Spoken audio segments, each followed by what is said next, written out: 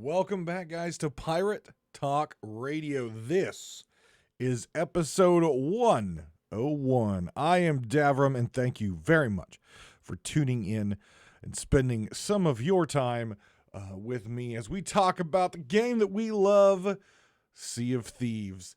And let's just say a lot's going on right now in the world of Sea of Thieves. We've got events going on right now.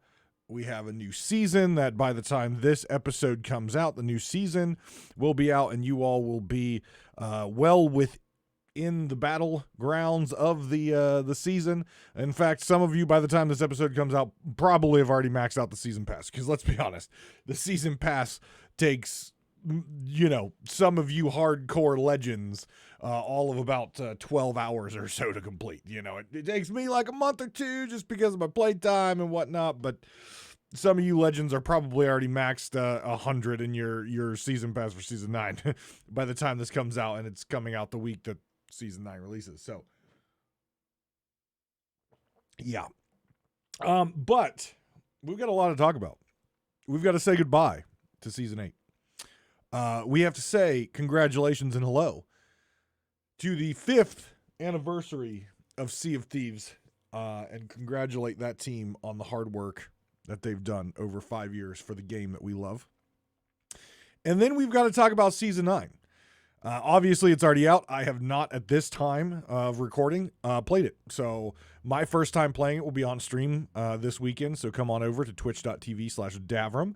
Hit that follow button, and we'll be playing season 9 this weekend for sure, and checking out some of the new stuff. So we've got a lot to cover. But before we get into any of that, I have to say thank you, and we have to honor our glorious but notorious patrons who financially contribute to this show and my content. So without further ado, thank you very, very much for your continued support. Blade X Life, Skamelt 666, Lane, and Regis Stella. I appreciate you guys very, very, very much. There's no thanks that I can say that's big enough to just say.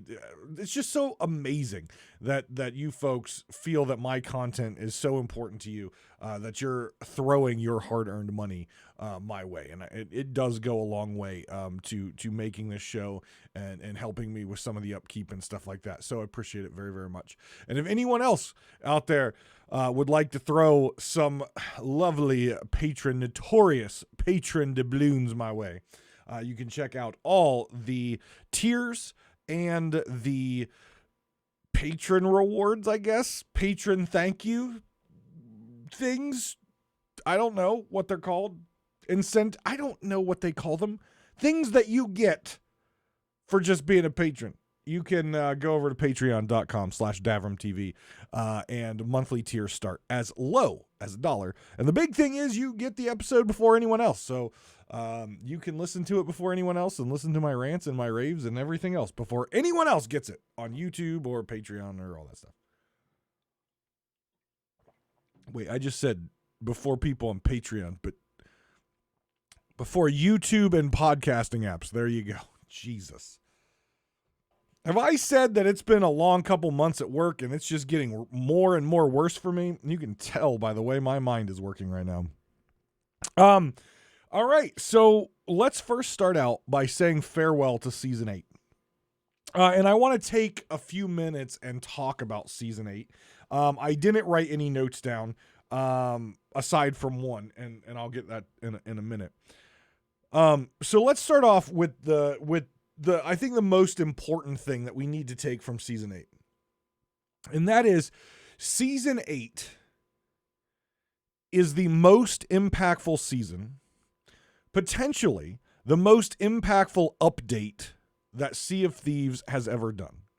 And yes, I know we had the anniversary update. I know we had Shrouded Spoils. I know we had a lot of things in the past. But from my time playing Sea of Thieves, which was not year one, and looking through all of their updates, this update brought an entire new system to the game that didn't exist before. It brought a whole new way to play that didn't exist before. It brought an entire new matchmaking, skill-based matchmaking system into the game that never existed before.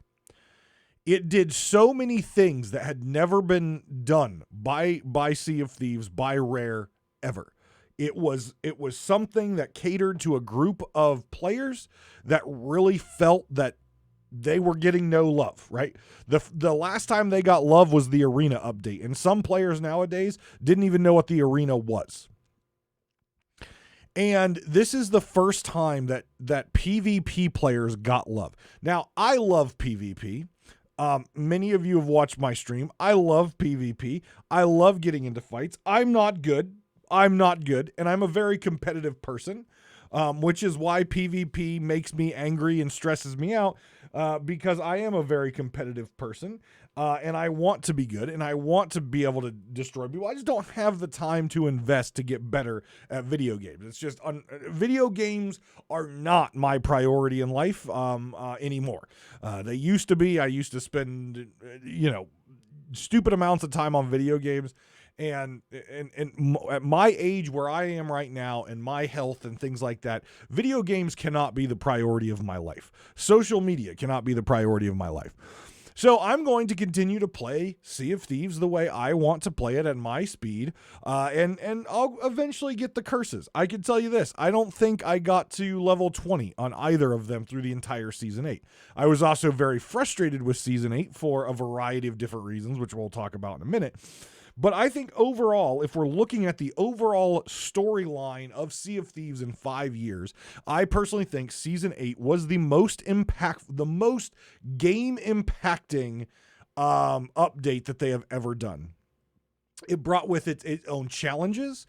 It brought with it its own issues. But in general, I think Season 8 will go down as the most impactful update that Sea of Thieves has ever done. Ever. Period. Because of all the new stuff that was implemented. And sure, Captaincy implemented some cool stuff, right? But it wasn't as big as an impactful as a hourglass system, an MMR system. Like, it just wasn't. It added some cool stuff, but it wasn't as impactful. Now, on the back end, it probably was, equal to the coding that had to go into PvP or whatever. I'm sure that the system that all the systems that were introduced in Season 8, I'm sure that there's other updates that can come close to that amount of development, I'm sure.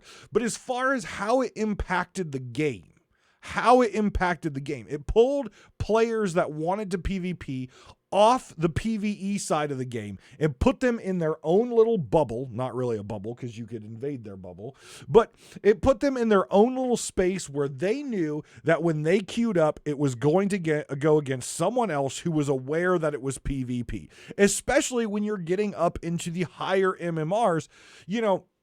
When you're in the lower MMR, sure, you're going to run into people that is like, hey, flip a coin and that's who wins. Because again, they might not be as interested into the PvP aspect as others. But when you're getting into the higher MMR, those are the folks that they're there to PvP. They're there to board. They're there to double gun. They're there to show off how good they are at combat.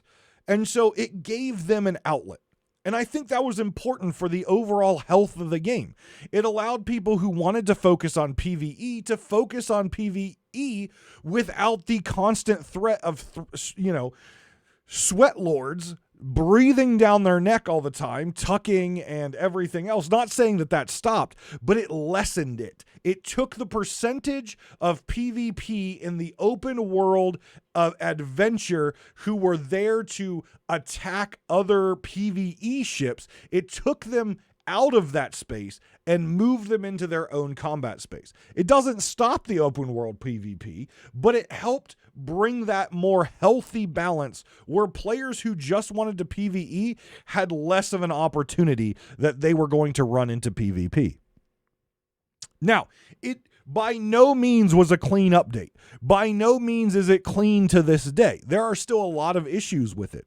They are continuing and very aggressively working on the hacking and the cheating, which existed in Sea of Thieves before. But once you introduce a competitive MMR-based matchmaking system, now you're really calling attention to those hackers and those cheaters. So they continue and will have that issue for a long time. It's not going to be something that disappears overnight. There are long-standing games that have existed far beyond 5 years. Games who from the beginning had the building blocks to be a queue-based matchmaking MMR PvP system that still have issues with hackers and cheaters.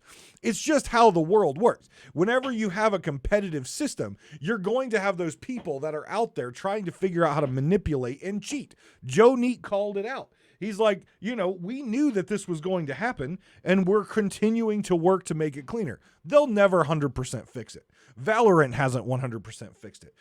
Counter-Strike hasn't 100% fixed it. Destiny hasn't 100% fixed it. None of these competitive PvP games have 100% fixed the hacking and everything. Because if they did, that knowledge, that system or whatever, other studios are going to want to get their hands on it. So trust me, that is a huge moneymaker. If a studio figures out a system to stop all hackers and cheaters, they're going to sell the shit out of that to everyone else. And who's to say that won't still get figured out eventually? Which is why Sea of Thieves keeps it very quiet on how they monitor that and how they are proactively taking care of that situation. The other issues they've ran into during this time, obviously they learned that they have to be fast on the balancing. They struggled with that early with the blunder bombs. They did not take action fast enough on the blunder bombs. They also took a lot of heat with the queue times. They knew they were going to take a lot of heat with the queue times, and in classic Sea of Thieves fashion, they pushed the update out before it was fully baked. They were still baking parts of it in the oven after it went out because they already anticipated this as an issue. They just didn't have it done in time. And that's classic Sea of Thieves. We've seen it across the board. It's something that I feel needs fixed, but it's something that we've had to deal with, and I think we'll continue to deal with it just because of the way that Rare works. They had issues with harpoons. They had issues with bucket reg. Obviously hit reg, still a thing. Issues with food reg. Issues with silent boarding. Things that they have resolved multiple times in the past that they keep letting sneak back in during their coding process. You know me, I think it's unacceptable. But if we look holistically at Season 8, I think it's the greatest update that they have ever done. It is by far the greatest season that they have ever done. And I didn't play it as much as other seasons just because of my frustration with the systems. That doesn't mean just because I didn't play it and just because I was very critical of their poor quality assurance and their poor development on this and fully baked solutions and not allowing bugs to be back in, does not mean that this wasn't a great update and doesn't mean that it wasn't the greatest update they've ever pushed. I think Season 8 is a complete game changer for Sea of Thieves and will continue to be for years to come as they continue to refine it and make it better and tweak it and change it and maybe expand it in the future. Who knows what they're going to do. But I think that this update is going to be an impactful update for years to come. I know I'm going to be playing it for years to come on and off because I want to get the curses. And that's a lot of grinding that I'm just not willing to put down and sit for months on end to get my curses. So I think I don't even want to say farewell to Season 8. Why? Because it's still there. Everything that we got in Season 8 is still there, and it's going to remain there. And what it did for the game, the health of the game, on a PvE and PvP side, I think is unquestionably amazing. I think it's great. It's going to be here for a very long time. So I don't want to say farewell to it, but we are saying farewell to it because the season pass is over, and we're now ready to move on to Season 9. So, again, Congratulations, Rare, for putting out the best update that you ever had as far as game impacting. Shame on you for not making it as clean as it could be. Shame on you for not having a system in place to quickly, as a live service game, address major issues with your system. But it's your first time doing it on this stuff, and you're learning. And I'm sure next time it'll be better. I hope next time it will be better. I hope everyone had fun with Season 8. I know last episode I talked about, the mental strains on gaming, the mental strains that I've been going through. I hope those out there who didn't get the curses or who got frustrated and gave up, I hope that you continue to keep trying.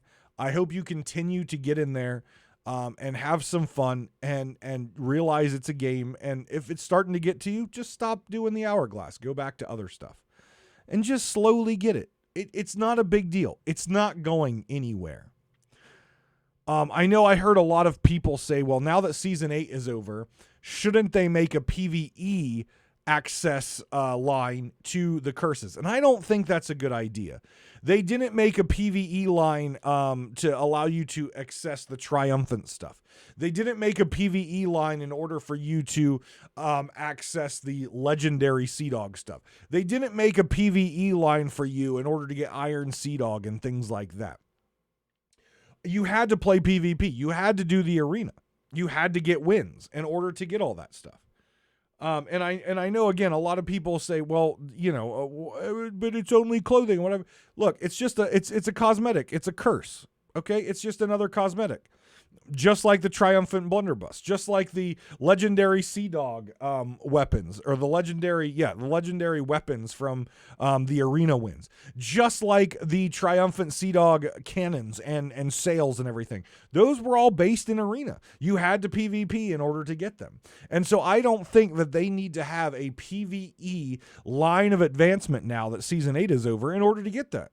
If it's going to be in the game for a long time, then allow people to slowly grind it. I think that is absolutely fair. I have been on the record many times saying I do not think games need to cater to everyone when it comes to their unlocks.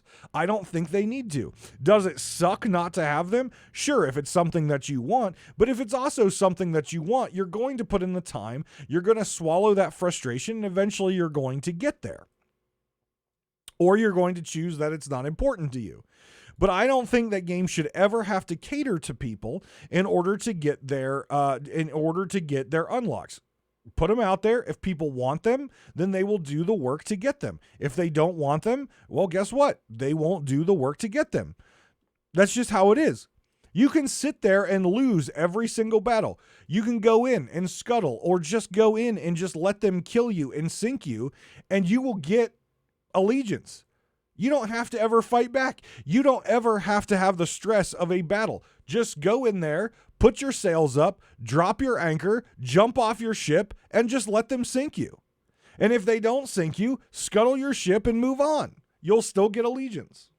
It'll take you a lot longer than win streaks and stuff like that, but you'll get there eventually. But I don't think there's any reason that Sea of Thieves should cater to folks who think there should now be a PvE path in order to get these cosmetics. Leave them in the PvE, or leave them in the PvP, leave them in the Season 8 hourglass stuff, and allow people to grind it in their way, in their time, and they will eventually get it. It's been 5 years. This game that we love and we love to hate has been around for 5 years. And this is a big moment for Rare. It's a big moment for the Sea of Thieves team. And it's a time that we can look back. And we get a lot of stuff during the anniversary times, and this one's no exception, with a whole bunch of stuff that we get on this. So let me just run through some of this, and we'll talk about it. So the first thing that I want to talk about is the 5th anniversary, and I'm going to call it a walkthrough time. Now, you know how I feel about reusing stale old content. The only time that I will not bitch about using stale old content is during anniversaries, because the purpose of an anniversary is to remember the journey that you were on. And the journey for this year's anniversary was a 10-day event broken up into 5 2-day mini events that were time limited. Each of the mini events allowed you to get up to 3 points. And then if you completed at least 1 point per per event, so 5 total events that you took part in and got a point from, you completed and got all the cosmetics. And it was a new eye patch. And then it was some stuff from the past. It was the Golden Sailor the Golden Sailor wheel from the past. It was the Eye of Reach bottle from the past. It was the Golden Sailor cannons was the top one, and I'm missing one, but I don't remember what I'm missing. I had all but the eye patch and the cannons, which I really wanted the cannons. But for me, it came down to, it was the last day. Work has been absolutely killing me. Literally, I have been away from my computer for pretty much a week. I did pop on, and I was trying very hard late at night when I would get done working to pop on and try to do something quick. It didn't take long to get a single point. It really didn't. I mean, you could easily get your 1 event point per, the 5. You could easily get it in under 30 minutes. It wasn't a big time investment. It really wasn't. But when I was talking about, you shouldn't cater to players when it comes to things that you want to do. And I'll give you a prime example. We got to the last 2 days. The last 2 days, I worked until almost 10 p.m. and I'm in bed usually at 9 because I get up at 4:30 to go to the gym. So I got home and stopped working at like 10 p.m. So I missed the first day. I missed the first day I had done events 1, 2, 3, and 4. So I was set up to go and just visit a seafort on day 5. I knew that I had to do that in order to get my Golden Sailor cannons. The first day I was working till like 10, so I was already past my bedtime. I was exhausted. I came home, went to bed, knowing I would have one more day, and looking at my work schedule and realizing I had plenty of time in the evening to do so. Then, near the end of my workday, I got pulled into something, and I was there till after 8 o'clock at night. Didn't get home till almost 9 o'clock. After 9 o'clock, I didn't eat dinner because I didn't have time. And I sat there and I'm like, I was talking to Captain Logan on Discord asking when the last day of this event was because time is so clusterfucky in my head right now because of work. I didn't know. And he's like, tonight's the last night. And I'm like, you know what? It's going to take me less than 30 minutes to get to a seafort, but it's past 9 o'clock and I'm exhausted. My health is more important than a cosmetic in a game. And I made the choice to go to bed. And I made the choice to go to bed knowing that it changes over at 10 a.m. UTC, which is just before I go to work. So I'm like, I will go to the gym and then I will come home. I will do it quickly, get in the shower, go to work. I got up. I felt pretty good. I got in the gym, and when I'm in the gym, I don't set a timer. I work out until I'm done because that's why I go so early. I know my body will say no by the time that it's time. And no joke, I was in the gym for like an hour and a half, which is a lot longer than I'm normally in there. I'm usually in there for an hour. It's like an hour and a half going on an hour and 45 minutes. And I looked at the clock and I'm like, well, don't have time for it now because I got to shower and get to work because I had a 8 a.m. meeting. So I didn't get my Golden Sailor cannons. It's a cannon set that I really, really wanted, but I made the choice to choose personal health over a video game. Could I have easily cut out another 30 minutes of sleep here? Could I have easily set an alarm at the gym and left early? Absolutely I could. But again, like I said right off the bat of this episode, I am choosing not video games anymore. And I think that's a healthy thing for me. I'm still going to be playing plenty of video games. Trust me, I'm going to be playing more video games than a lot of people. But when it comes down to a choice of video games or working out or video games or going to bed, I'm going to choose the healthier side of that argument every single time. It's just a mind shift change that I've had to make in my life in order to make sure I can hit personal goals that I want to hit. Am I upset that I did not get my cannons? Sure, because I don't know when they'll come back again. I might never get them. But I also know that I made the right choice for me. I made the right choice. Some of you out there might not have got them because of the timing. Again, I'm not a huge fan. I was not a huge fan when they did this. I'm not a huge fan of that small of a time because, again, there's some people out there who might be traveling. I saw it on Twitter. Some of their partners were traveling and were like, shit, I can't play this, right? And, of course, some people will say, well, you can get Xbox on your phone. Fuck that. Some people are going to say, well, you probably have a laptop. You know what? Stop it. Stop it. Stop it. That should not be the reasons, right? That if you're traveling or on vacation or something like that, then you should not be worrying about logging into a video game for a time-sensitive event. In my mind, what Rare should have done is they should have allowed you to rack up points. So there are potentially 3 points on each of the 5 events. So if I had time to get 3 points on the first event and 2 points on the second event, then I should get my total of 5 points. It shouldn't be locked down where there's 3 points possible, but you only need 1. That was a silly design choice in my mind. It really made it dumb because all that you had to do was actually just swim to a shrine, touch a sea fort. You didn't have to do any of the other stuff. So it really, in my mind, wasn't a true walkthrough time of the timeline. If there was one of those timeline like the Hunter's Call where you go fishing and stuff, if that was something that was more interesting to players to do all 3 versus doing a shrine or treasury, then allow them to get 3 points out of what they thought was really good. I think what they should have done was they shouldn't have unlocked them all at the same time. I think blocking it and unlocking it as you go was fine. I think that cadence was okay. Every 2 days, a new event unlocks. But what they should have done was keep the old events going and allow the players to choose which of the items, which of the events they did. So if I wanted to do the 3 Hunters Call and then I wanted to go do a sea fort, guess what? I've got my 5 points. I get all my stuff. I think that would have been a better design. It would have been more respectful of players' time, and it would have allowed the players to choose which part of the game's history to walk back through and re-experience instead of forcing them to basically just dip their toe into each group. At this point, let the players choose which of the history they want to go back through because everyone has their favorites. You know me, I don't like the Sunken Kingdom. If I had the choice not to dive underwater ever again in my life, I would do that because I hate leaving my ship.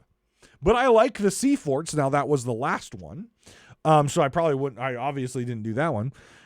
I don't really like the Hunter's Call, but the first one was sinking skelly ships. I like sinking skelly ships, so I would have done all 3 of those. I just think the overall design and choices of making them locked to only 2 days was a really bad choice. They should have allowed the players to choose which goals they wanted to do and left them open the entire 10 days. I think that would have been a much better community thing. I'm sure on their side they were trying to track certain analytics and how did this type of time limited event work for them, what was their player numbers, et cetera, et cetera. I'm sure there were some sort of testing analytics that they were trying to do, but honestly, let everyone experience the 5th year anniversary, leave it open for the entire 10 days and allow players to choose which part of Sea of Thieves history to dive into and play. Excuse me. I think that would have been a much better design on that. So let's talk about some more dates. Some of these dates will have already started by the time that this episode comes out for everyone but patrons. Patrons, listen closely because when you get access to this video, a lot of these dates have just started. Twitch drops. It will be the Omen ship set, which is the Gears of War ship set if you've missed it in the past. All streamers who stream Sea of Thieves from March 16th to March 20th will have access to do the Twitch drops in traditional fashion. Each hour, you get another portion of the ship set. You need to claim it before the next portion starts to go. So make sure you link your Twitch account with your Sea of Thieves account. You can do that on the Sea of Thieves website, or you can go to the Twitch drops area and connect your account that way. Make sure you connect the appropriate Sea of Thieves account. And that's for all streamers. There will be an Emporium sale from the 17th through the 28th. So 17th of March to the 28th of March, there will be a large Emporium sale where they're bringing back some of the old beloved Emporium cosmetics for you to purchase. You will also be able to get a free emote, so make sure you check out your local Emporium and get your free emote. There will be several login bonuses over this time period of the 5th anniversary. The first login bonus will be yours from the 17th to the 22nd of March.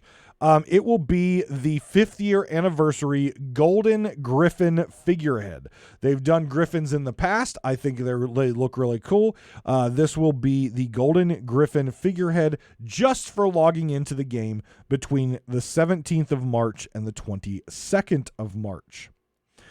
Next weekend, we will have our Community Day, and it is going to be an extended Community Day with a lot of cool shit. It'll be the 25th of March to the 27th of March. You can guess that Captain Logan and I will definitely be doing something during that time. And here's what you can look forward to the 5th year anniversary Community Day. Login bonuses. You will get the Community Day flag, which is really nice. It's black with gold. Looks really good. You will get a barrel hide with a cake on top emote. So the classic barrel hide emote, but it'll have a nice little birthday cake on top with some bananas in it. You will get all pirates.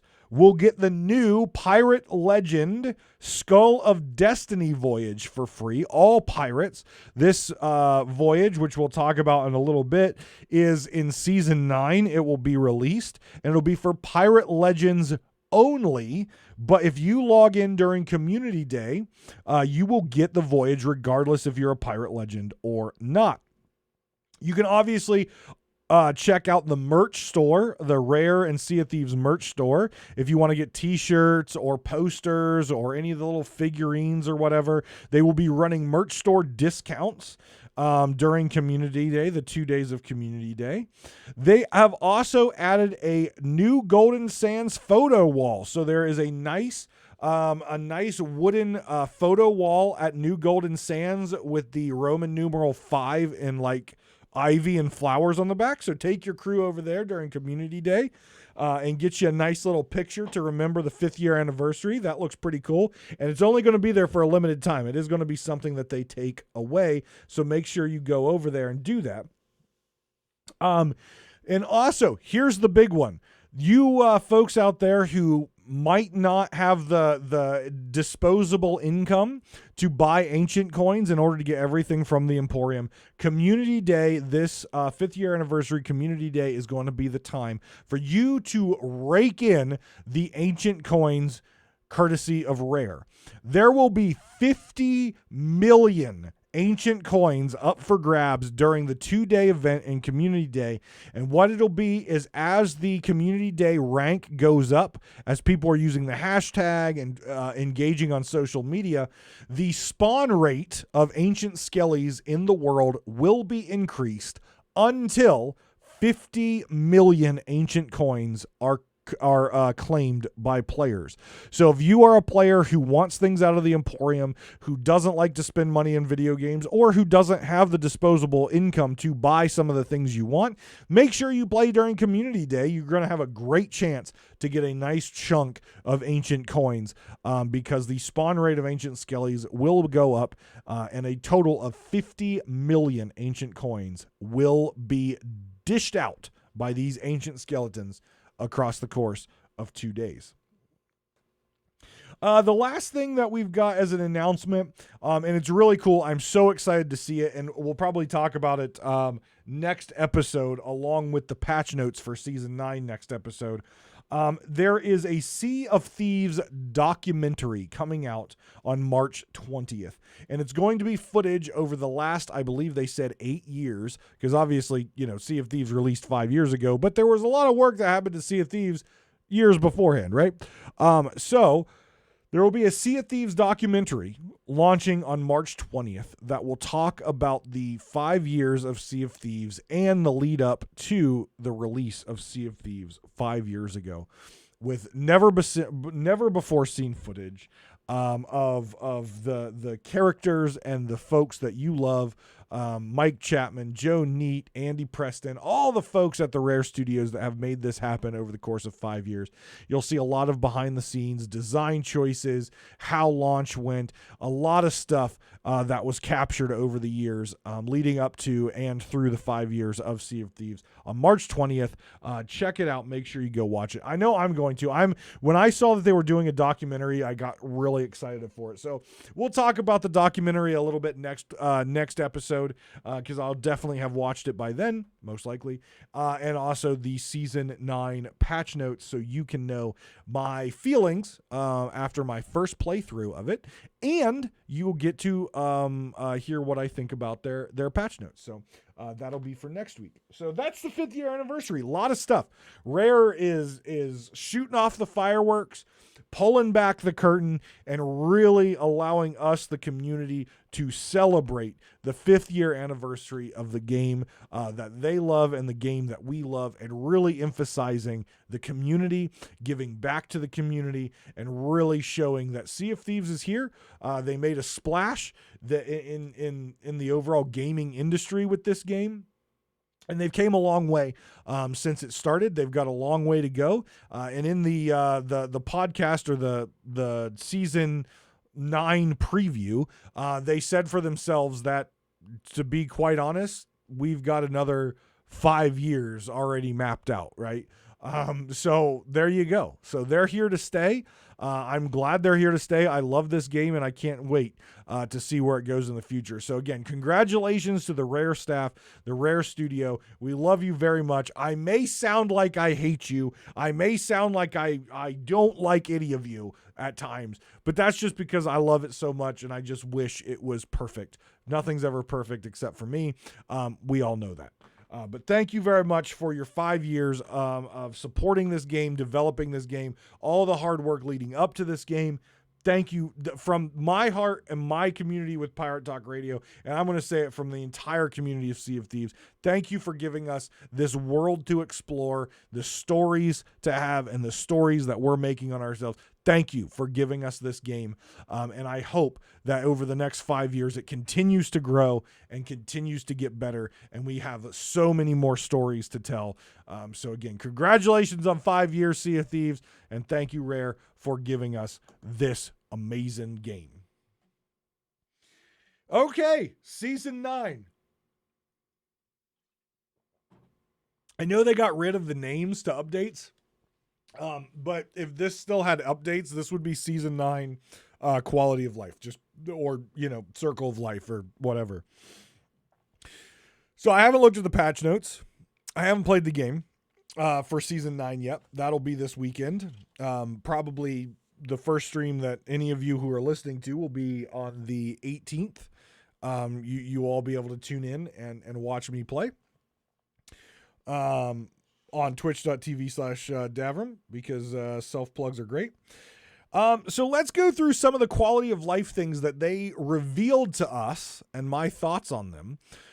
So before we dive too much into this, I first want to state at the very beginning, and I talked to several people about this, but these are quality of life.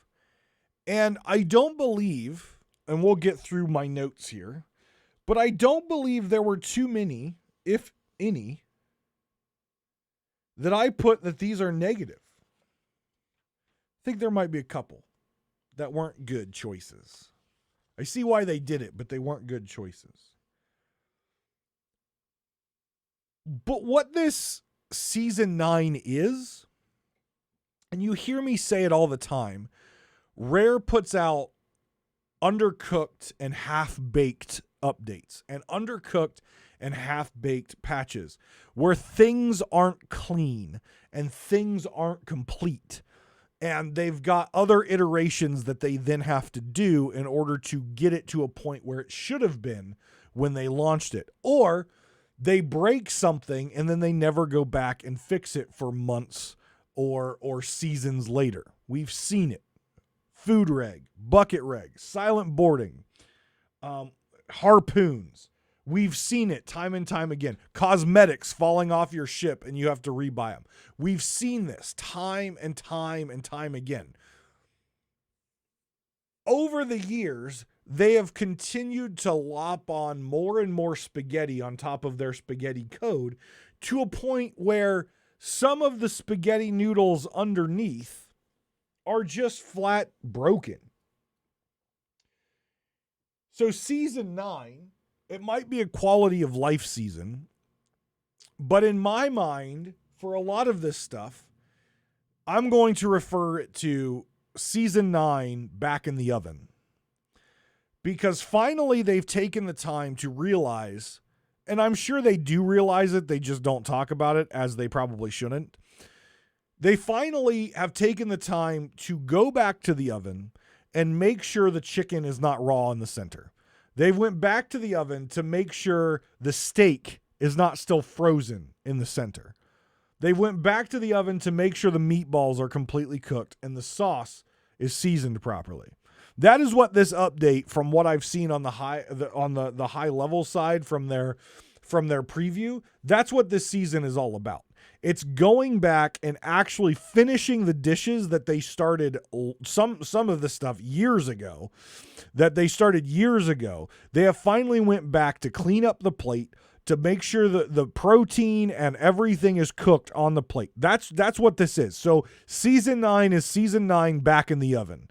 Things are going back in the oven. They are now going to be completely cooked, and they're going to be delivered to us the way they should have been originally. So let's go through some of this stuff that they announced, and I'll talk about my thoughts on it. First thing, world events are now scaling based on crew. This is a good change. They stated that many of these world events will seem easier now, but in reality, they're just less frustrating. So let's talk about world events. World events for the longest time has been based on ship size. So a galleon gets a certain level of world event, a brig, a sloop, etc. But a galleon may not have a 4-person crew. It may have a 3-person crew. A brig might only have 2 people. A sloop might only have 1. So the original idea of scaling on ship size was incomplete. It was uncooked. It was unfinished. It wasn't ready, because they didn't think in their heads, hey, what if someone solos a sloop? What if someone duos a brig? What if someone 3-mans a galleon? That wasn't something they thought about. They based it on ship size, not crew size. It doesn't matter the size of a ship. It matters the size of the crew. At the end of the day, that's what it matters. So this went back in the oven, and now our world events are going to be based on crew size. So a solo slooper is going to have a battle on their hands, but it's not going to be an all uphill, frustrating, hard battle as it was when the thing was designed for 2 players versus 1. I think this is a great change. It was a thing that definitely needed to be recooked, needed to be redressed, and now it looks like a complete product on the plate, so long as it works. We'll find out when I start playing, but I'm just going to, I hate to say this, I'm going to assume that everything we're going to talk about here is going to be a fully baked solution this time. So this one, great. And I think a lot of these, I'm going to say, are really good ideas and should have been done, like I said, back in the beginning, but they served us raw meat. Skeleton fort cannons now match the AI of the sea forts, which means if you have your ship pulled up and parked, there's not going to be an annoying skeleton that spawns and starts shooting your boat when it's right up close to the sea fort and parked, or the skeleton forts. Sea forts, stop doing it. You still have that epic approach where the cannonballs are flying at you and hitting your ship, but once you get so close, those cannons stop. At Skeleton Forts, they didn't. And especially when you died in the island reset, those skeletons would reappear and start bombarding your ship, which would make doing the Skeleton Forts very frustrating and take longer. This is, again, a good change. It was something that they did fully bake in Sea Forts, but never went back to properly finish cooking on Skeletal Forts. Now they've done it. That's a good change. Let's see here. Let's talk about some chest changes. So there's a new chest that's going to be introduced. It is only going to be currently at the Fort of Fortune. It is called the Chest of Fortune, and it will be linked to Commendation, which will unlock exclusive ship sets. The ship looks beautiful, by the way. Now, I'm not a fan of adding more chests at this time. They have a really bad economy right now in their game. And they've got items like the Chest of Legends, the Ashen Wind Skulls, Emissary Flags, and none of their prices work anymore. Because again, it's a legacy pricing thing that they just keep building blocks on top of it without reassessing the value of things before. I don't like the idea of just adding commendations because you added a new chest. They did that with the Gold Hoarder vaults, etc. I just don't like it. Now, the chest looks really cool. The ship set looks really cool. I just don't like the concept of, hey, let's spice up this fort and throw a new chest in there that sells for an ungodly amount of price. So, and now this chest is most likely now going to be the rarest chest in the game because it only drops in the Fort of Fortune. So it should have a lot of money. But what are you now saying about your Chest of Legends? What are you now saying about the Ashen Wind Skull, which I believe at Max Emissary will sell for the same as the Chest of Fortune? You know, this is the thing I want them to do, is relook at the overall price of their items and rescale their pricing system to reflect the rarity of the item. I think that's a better approach than just saying, hey, here's a new chest. Hey, it sells for a shit ton of money. Oh, and by the way, we locked Commendation or locked a cool ship behind it. There you go. Something new to do. As of right now, to my knowledge, there's no lore behind it. There's no reason that these just apparently appeared in the Fort of Fortunes. Like, it's adding something to add something, right? And in general, season 9 seems like I said, back in the oven, cleaning up what they didn't fully bake last time when they first brought it out. So, of course, they're going to try to sneak in some sort of new content for you to grind out. Putting in new content to add grind for the sake of grinding is stupid. It's bad game development. And that's how I see the Chest of Fortune. It was added because most of this stuff is cleaning up their mess. And so they wanted to give players something to grind out so people don't say, well, there's nothing to do. Of course there is. You just don't have an imagination like you're supposed to with this game. So I'm not a huge fan of the Chest of Fortune. Again, it's now going to be the rarest chest in the game because it only spawns on the Fort of Fortune. It is what it is. It's going to add cool content for streamers and people to steal. It's going to add a lot of cool stuff. But again, I see it as we're adding a grind because most of this stuff is not actually giving you something new to do. And for some players who have completed a lot of the commendations, this is now going to give them a reason to grind more. But again, grinding for the sake of grinding is bad game development. The Reaper chest has now changed. The Reaper chest will now have a exclusive weapon set behind selling those, which is cool. Again, don't really like adding a commendation grind just to have a commendation grind, especially since I think I've already maxed out my 2 Reaper chest cells. I hope they don't just add a new commendation and say, hey, do it again. Again, adding that grind just to add that grind is bad design and bad development. But what I do like about this is, and something again that wasn't fully baked, when you touch a Reaper chest, the ribbon goes away. Why? Where does it go? What sense does that make? So now wherever the Reaper chests are, the ribbon will continue to be, even if it's in your hands and you're running for the turn-in. I think this is great. I think it's how it should have been from the very beginning. Again, fully baking it. But I'll have to see how this exclusive weapon set comes to pass. And I really hope it's not, hey, here's another commendation to grind out. Since you've already turned in X amount of Reaper chests and Reaper bounties, oh, by the way, here's some more for you to do. Grinding for the sake of grinding is bad design and bad development. A few minor things that I don't think a lot of players, some players I think these are huge for. Other players I think, whatever. Food radial dial. From what I understand, again, I don't play on Xbox, and you're not going to get me to play on a controller unless we hit certain charity milestones, and then I have to play on a controller at some point. Please don't hit those milestones, but please hit the milestones for the kids. Save my sanity, but please help the kids.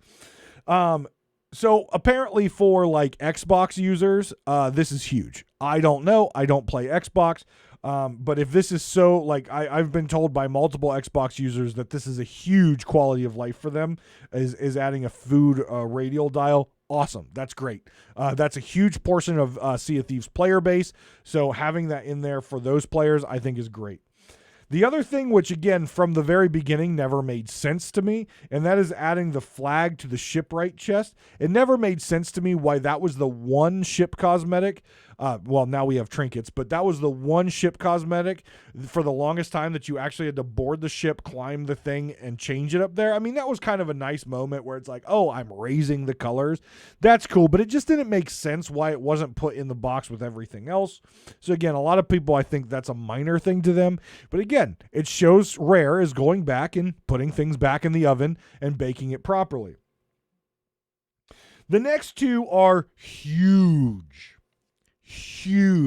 And the jokes that were made during the deep dive and also the trailer are hilarious.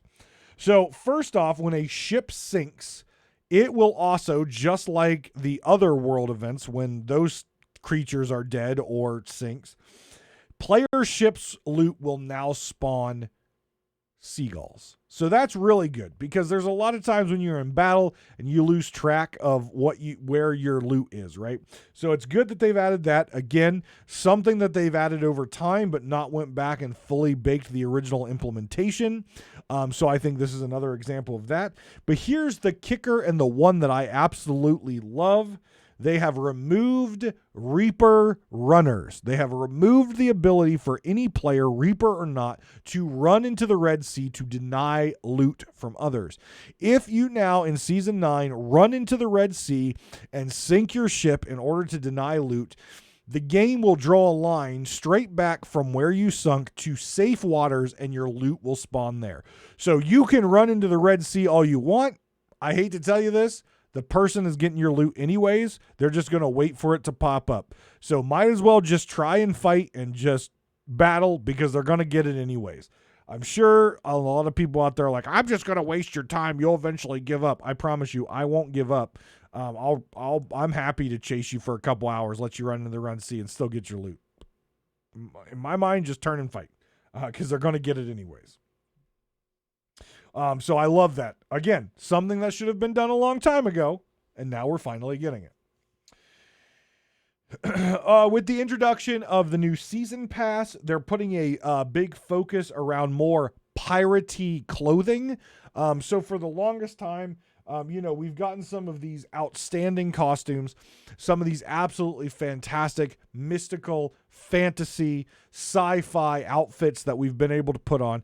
But in general, a lot of players want piratey stuff that looks like what we see in pictures, what we see in movies of pirates. And we're now going to get that in this season pass. A lot more piratey cosmetics to get from vendors and in your season pass. So I think that's really cool. I don't change my outfit a whole lot, but maybe they're going to introduce something in here that'll convince me to change my outfit. Another piece with the world events that I think is good. So many times with things with the shrouded spoils, I think is what it was called, that adventure that changed the Megs.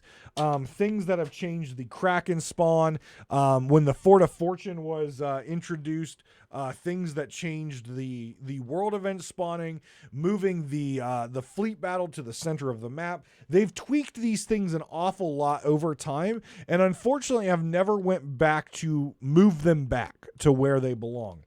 So starting with Season 9, world events including Fog, Megs, Kraken, and the other world events will be more frequent and in more areas. So you'll be able to see Megs in more parts of the world that they haven't been there because they've been turned off and turned on and moved and all that stuff. More Krakens around the world. You're going to see the Fog, not just in the Roar anymore. It's going to start to be across more of the Sea of Thieves as it was designed to be.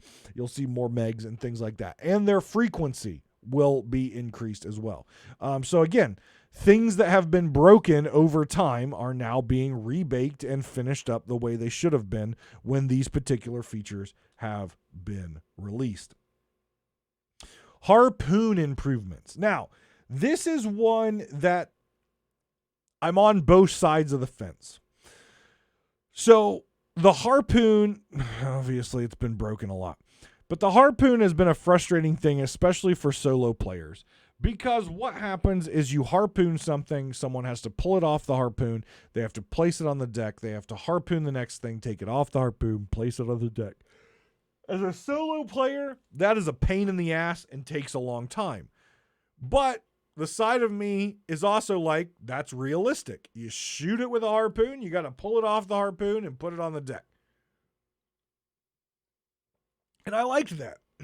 But I also didn't like it because I spent so much time harpooning, I wasn't getting to play the game. So I see it both sides because you know me, I like the accuracy. I like it to be as realistic as possible. So, but still work. So I'm on both sides of this. I like the fact that it's more convenient that harpoons are going to instantly unload on your boat or on your rowboat, so you don't have to spend the time unloading it and you can get back to playing. I think as far as a player, I think as far as most players, the majority of players are going to say this is a great thing. I think probably 99% of players are going to say it's the right thing. I'm going to say that I might be the only player out there that wants the realism, but that's fine. I like the fact that I'm now going to be able to quickly harpoon stuff and get back to actually playing the game. There will be a side of me that is sad that the accuracy of having to actually take the thing off the harpoon is now gone. But I think over time, I think the happiness of me getting able to play more instead of spending time harpooning is going to win. So I'll take that as a win, and I know a lot of players are excited about that. The cannon hit music. I've bitched about this for a long time, and I know a lot of people have. The cannon hit sounds, the doodaloo, doodaloo, doodaloo, that sound whenever you hit on a cannon, has always been tied to the music fader. Not everyone wants to play the Sea of Thieves music, even though it's brilliant most of the time. Sometimes you want to jam out to your own tunes, or you're trying to listen to borders and things like that. You don't want the music playing. But in order to get the cannon hits and get that feedback that you got a long ball right, you need that. So a new fader has been added into your audio settings that will just control that particular feedback sound, so you can have your cannon sounds without having the in-game music playing. I think this is great. I've wanted this for a long time. I've complained about it. I know a lot of people have. I'm glad this has been introduced. It's a great quality of life item. Another item that, again, there's part of me that hurts because of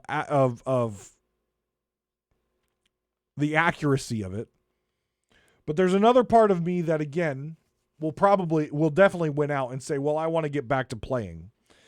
That is selling things directly from collector's chests. So as we all know, you take a collector's chest with 3 items, you drop it in front of the vendor, you pick up 1 item, you sell it, you pick up 1 item, you sell it, you pick up 1 item, you sell it, you pick up your chest, you go get more stuff. Now, you'll be able to just walk up to the vendor with the full collector's chest, click 1 button, it'll sell everything in there to the vendor that the vendor will purchase, and it'll tell you if you have to go to a different vendor. It will not sell the collector's chest until you hit the button again. So again, it's going to speed up selling. It's going to get you back out in the seas faster, and I like that. There's still a part of me that feels bad because I'm like, I kind of liked the accuracy of me putting a treasure chest down and pulling out my piece of loot and being like, here, like the barter system. Like here's the treasure that I brought back for you. Give me gold for it. I liked that. And there's part of me that will be sad that that's gone, but I think the part of me that's going to win out is, hey, I get to go back out and get more loot now because it's quicker to sell. So it's a tear for me, but I think at the end of the day that I'll be happy with that. The Fort of Fortune has been retuned. The Fort of Fortune will be spawning more, and they have adjusted the waves and the overall feel and progress of the Fort of Fortune that it can be done quicker. I've said that the reason the Fort of Fortune is something that a lot of people avoid is because of how long it takes. You are sitting there naked for a very long time, fighting a lot of skeletons, captains, bosses, mini bosses, Ashen Lords. And you're just there naked fighting them. And yeah, you get a lot of loot, but is the amount of loot worth the time investment? Or could you get that amount of loot by doing something else, multiple things, quicker? So they're retuning it where we're going to see more Fort of Fortunes pop, which is a good thing.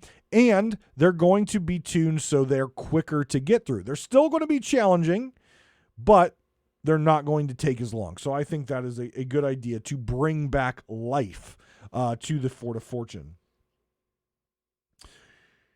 Ghost Fleet World Encounters are coming back. So we haven't seen Ghost Fleet World Encounters since Flameheart has no longer been a talking head in the sky with the start of Adventures. Ghost Fleets are back, which are fun. Ghost Fleets are fun. It was nice to have them in the rotation of world events, and I'm glad they're coming back. I have a lot of fun with Ghost Fleets, and I hate that the only reason that I got Ghost Fleets after Flameheart disappeared was the fact that, well, I had to get a voyage for it. I kind of like the randomization of it. There are going to be changes to the mermaid statues, which I think this sounds really cool to me. So the mermaid statues are going to be retuned. They are going to be easier to kill. All three will be easier to kill. And there is a potential that you won't just get one gem out of it. There's a chance you can get up to 3 gems out of a single mermaid statue, which means a piece of content that was I hear a mermaid statue. It's blue. I don't really want it. Whatever, move on. Oh, it's red. It's going to take too long to kill. Oh, I don't want it. And now it's going to move to, I have a chance to get 3 gems out of this blue one. That's worth my time. So it's reinvigorating. I would say it's an attempt, and I think it's going to work, at least for me, attempt to reinvigorate people's drive to kill mermaid statues. And I think that's a really good thing. I think that's a really good change as well. So as far as doubloons are going to now be used. We haven't seen anything for doubloons for a while. They're going to start bringing back old season cosmetics that you can purchase for doubloons. In Season 9, you will be able to purchase Season 1 Battle or Plunder Pass cosmetics with doubloons at a very high cost. So I hope you've been saving your doubloons, especially if there's some Season 1 cosmetics that you want. I think over all the seasons, I think I've missed one cosmetic. And it's one of the mid seasons, so it's going to be several seasons before we might see that one. But again, if you want the cosmetics, they said they would bring some of this stuff back. They already brought back the Pirate Legend Curse. And they've tied it to PvP, I think. Now they're bringing back the other cosmetics tied to doubloons. So again, a good way to get those pesky doubloons out of your pockets that have been sitting there for a while. You will also have a series of new Pirate Legend only at voyages that you can purchase for doubloons. And one of those happens to be the new Skull of Destiny voyage. And I think this skull is something that they should have done with the Fort of the Damned originally. I think the allure of the Flames of Fate and going around and getting them, I think it was a cool concept. I think it was something that they should have realized real quick that this is a dumb idea because it takes forever to get the flames and then you still have to get a ritual skull. I think they should have, this again is fully baking that solution instead of leaving it rough around the edges. So the Skull of Destiny, you'll get a voyage for a Skull of Destiny. When you get the Skull of Destiny, it has the ability to light all the flames of fate at the Fort of the Damned, and it can be used as the ritual skull. So one voyage gets you one Fort of the Damned activation. So we're going to be seeing a lot more Fort of the Damned going because it's very profitable and they're very easy to do. So there you go. So watch out for those Tuckers, or if you are a Tucker, start licking your lips because you're going to see a lot of Fort of the Damned out there. You're going to have your prime pick of Fort of the Damned and Fort of the Fortunes to steal. The Skull of Destiny Voyage will be Pirate Legend purchasable only, unless you log in during Community Day, in which you will get one. If you're not a Pirate Legend, everyone will get one.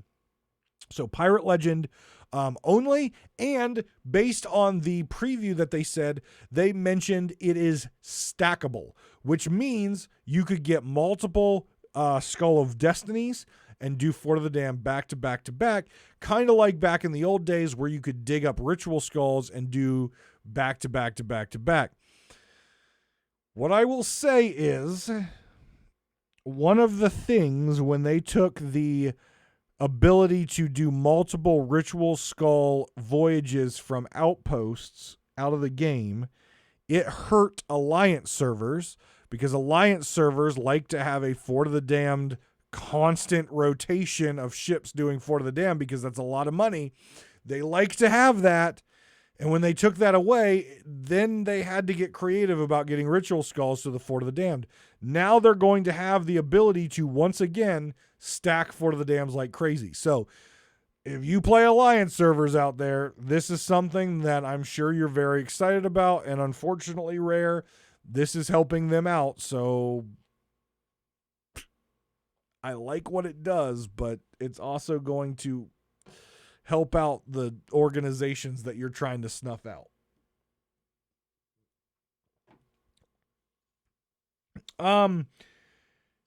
Here is one that I personally was not a fan of. And yes, this one, again, it gets you back out into the battle faster.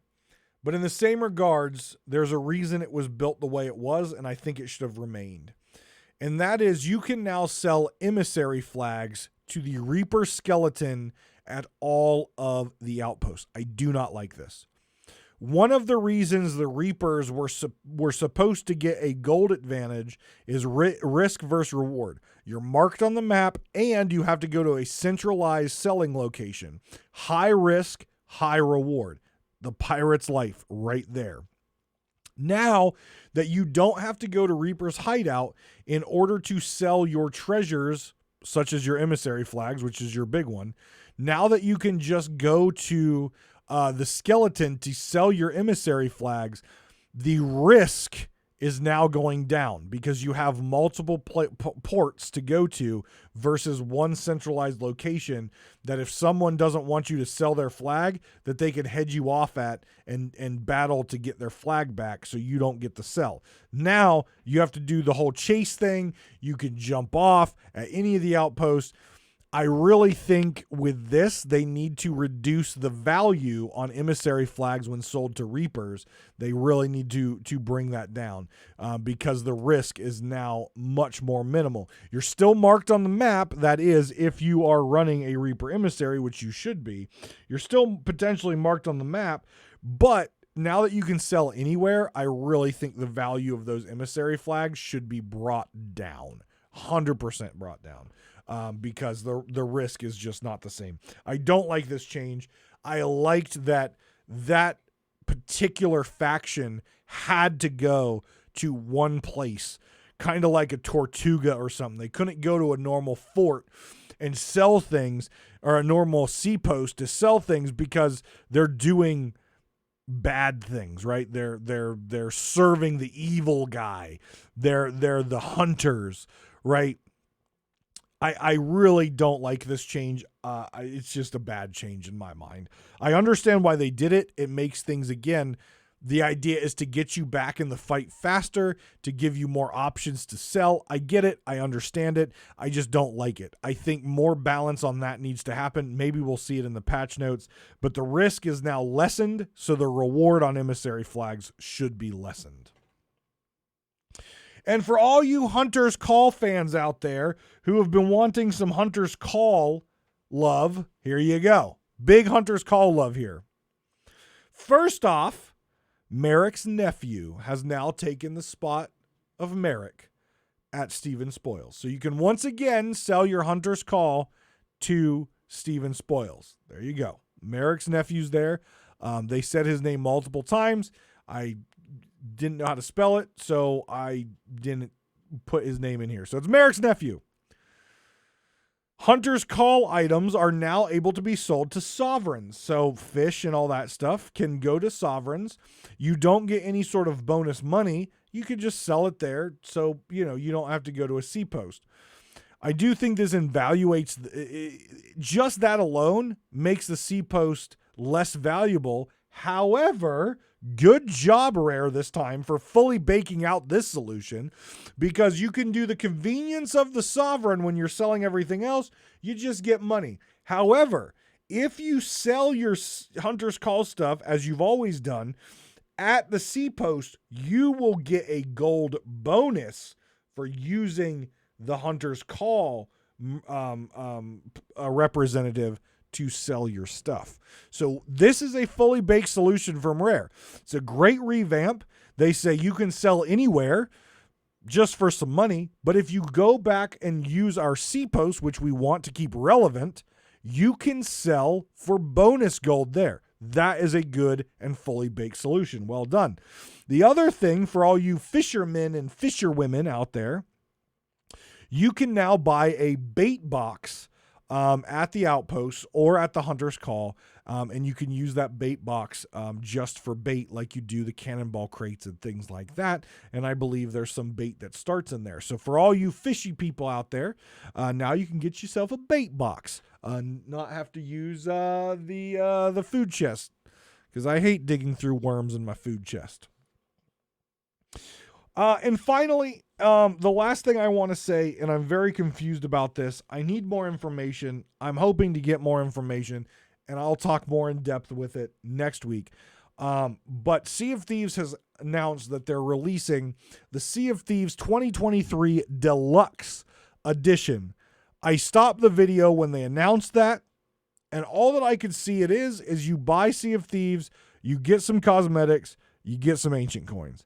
I don't understand what the big deal about this deluxe edition is. There was nothing in the video that said new graphics, new engine, updated to only work on the Xbox X and PC.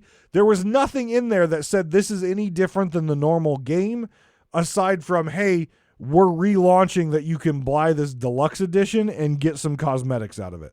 That's the only thing I saw. So I'm going to try to research this a little bit more, but for me, this just looks like a money grab. Like, that's all it looks like to me, if I'm being completely honest with you. There is nothing that screams deluxe edition, not to mention, I don't believe I've ever seen, ever in the history of me gaming, a company release a deluxe edition 5 years after they released the original game, and the deluxe edition has nothing different than the original game aside from a few cosmetics. It makes zero sense to me. I hope that when I research, I will find something that's different, but right now it just seems like a money grab, and I don't like that at all. It just doesn't make sense to me at all, but I'm hoping that I can do some research and figure out that it does actually make sense. If you know what's different from the deluxe edition versus the current edition, aside from the cosmetics, I don't care about the cosmetics or the ancient coins. Those could have been put in as a bundle. They could have been put in the Emporium. They could have been Xbox Store bundle. I want to know what the difference between the deluxe edition game and the current Sea of Thieves game is. That's what I want to know. And if it's nothing, this is just a money grab, and I don't like it whatsoever. But guys, it was a long episode because there's a lot going on with Sea of Thieves right now. I appreciate everyone who reached out to me. over the past week as I hadn't been streaming and things like that because I took some time to spend with the family just because of my stress levels and things like that. So thank you for everyone who reached out to me to check on me. I am fine. I'm alive and doing well. I'm just putting more focus on my personal health and just trying to take care of myself with everything that's going on in real life right now. So we will be back to streaming this weekend. So if you're listening to this on the weekend, come by and check out the Twitch channel. Please go check out the Patreon. And if you feel so inclined to support it, I would greatly, greatly appreciate it. Guys, take care of yourselves and each other. And I will see you next time on Pirate Talk Radio.